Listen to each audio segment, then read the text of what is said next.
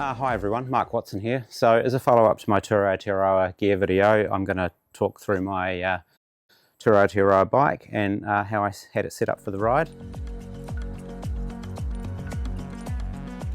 This bike's a Otso Fenrir stainless, size medium. It's the same bike that I rode to a top 10 finish in the 2024 Tour Aotearoa and used it for GSB in 2025 as well. Loads and loads of local riding and bike packing. And a few months back I used it for 2 months of bike packing in Morocco, set up with the same rigid NV fork that it's got on it at the moment, with a rear rack and 2.6 tyres. But what I really like about it is it sets up equally well with narrower tyres, like down to 2.1 or anything in between, and handles really well whether you're out carving gravel roads or riding technical single track. I find it a very versatile and comfortable bike. Because it's designed to run either with flat bars or drop bars, it's a relatively short reach bike, which I find gives me a really comfortable, relatively upright all day position.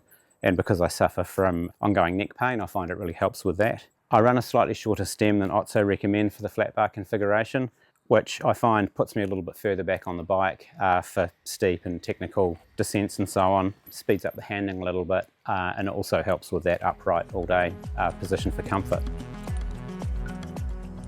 Depending on the type of trip that I'm doing, I'll either run the rigid carbon NV fork that the bike came with, or a RockShox Ultimate SID 120mm. Both for Morocco and Tour Aotearoa I used the rigid carbon fork. I found for the TA that the rigid fork paired with 2.25 tyres was a good choice. For me there wasn't enough rough and technical riding to justify a suspension fork, and by not having a suspension fork you save weight and have a more efficient ride too, because you're not dealing with any bob in the suspension fork. When it comes to the gravel versus mountain bike debate for Tour Aotearoa, I'm firmly in the mountain bike camp, being an old school mountain biker. There's no doubt that a gravel bike is going to be faster for the predominantly gravel and sealed sections of TA. I prefer to have the more comfortable upright position of a mountain bike, flatter bars for more control on descents. There's enough sections of rougher mountain biking, such as the Timber Trail, Whanganui National Park, Mangatapu Saddle, Big River Waiuta, that I prefer to have as much fun as possible on while riding and be comfortable too. I would pick a mountain bike every time, I think. That said, if you're riding a gravel bike and you're an experienced rider and a confident mountain biker, you'll still have fun on those sections. You just might not move quite as fast or be as comfortable. And additionally, I find the wider bars and more upright position of my Fenrir more comfortable for the 10 to 12 hour moving time days we were doing during Tour Aotearoa. Let's dive into some more specifics regarding the setup. Wheels wise, I was running DT Swiss XR 1700 wheels with a 30mm internal width. I've used these wheels heaps and they've taken a beating and they're still going strong. And then tyres wise, we actually started out with Schwalbe 2.1 tyres, but we were having some issues with them. So when we got to the top of the South Island, we actually swapped out to 2.25 inch tyres, the Aspen ST. I actually found 2.25 probably a really good kind of sweet spot for tyre volume overall for TA. Narrow enough to be fast on the road, but not so narrow that they're really uncomfortable riding the rougher, more technical stuff. And additionally, the ST is a 170 TPI tyre, so it's super supple and handles really well on the more technical ground and on gravel roads. So would definitely use those again. So brakes wise, running Magura 4-piston brakes up the front and 2-piston at the back with 180mm rotors. That's my preferred setup for bike packing. I prefer to have as much brake as possible to be able to slow down more quickly on a loaded bike. I find that gives me more confidence riding faster, rougher terrain. So the handlebars are carbon NVM6 with 9-degree sweep, and that's paired up with some Ergon GS1 grips. And I find that a very, very comfortable handlebar that's kind of a sweet spot between giving you a really comfortable position for the wrist, but also still handling really well.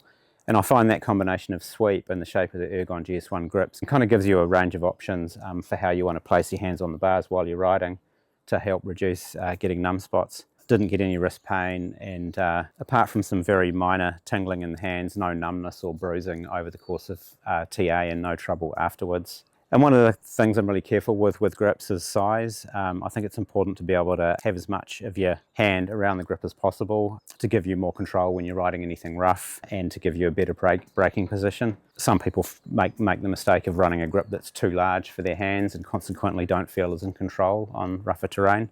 So perhaps controversially, I don't run a aero bar for endurance events. Due to neck trouble, I just find them too uncomfortable, and I have to have the aero bar on really tall risers. So for Tour Aotearoa, I was using the Far Carbon Aero bolt-on, which is just 98 grams. It gives you a narrower position, but it doesn't let you go as flat as an aero bar, obviously. But I found it sufficient. It has some options for hand position too, which gives you a bit of relief from holding the bars. And I found the combination of those two just sufficient and comfortable enough. And then moving on to the saddle. So after lots of trial and error with saddles over the years, I've used both the Brooks and Sella Anatomica leather saddles. Finally settled on an Ergon SM Pro. Saddles are a very personal thing. You've really got to find what works for you, but for me the key factor is really the width and the shape of the seat. I prefer it flatter rather than too rounded, but again, it's a personal thing. And then both Hannah and I were running the Wolftooth Resolve Rev 2 dropper post. We really like dropper posts for bikepacking, use them in Morocco as well.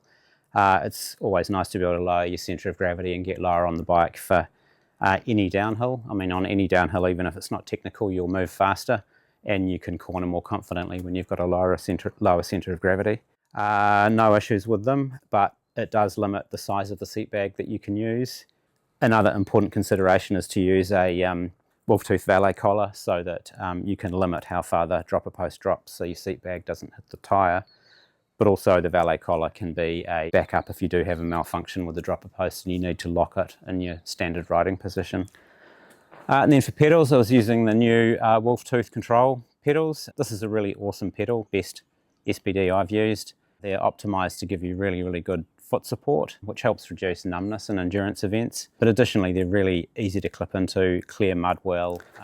And then drivetrain wise, running a 32 tooth chainring to a Shimano XT 10-51 cassette. And that felt like a really good gearing selection for Tour Aotearoa.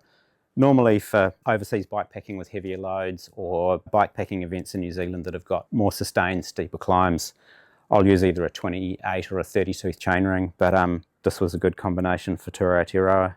And coming back to the chainring in particular, this is a Wolftooth drop stop oval chainring, and I've come to find that oval chainrings are a lot easier on your knees in these events. I didn't have any knee pain and I think less muscle pain than usual in Tour Aotearoa.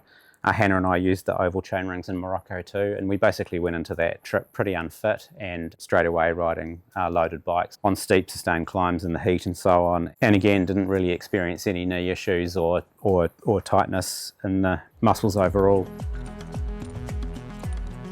And just to go over the bags on the bike, up front using the Revelate Designs pronghorn with pronghorn dry bag. This is their lightweight harness. And then the new Revelate Designs mountain feed bags, which are slightly larger than the previous one and have got a much more versatile and independent mounting system. Then the smaller sized mag tank, jerry can, Choss half-size frame bag, and then a Terrapin 8 litre. And while the Terrapin is not a dedicated dropper post bag, if it's not too heavily loaded and you're using it with the Wolftooth valet collar, it still works really well. Thanks for watching, and if you haven't seen my gear video yet, be sure to check that out too. Cheers.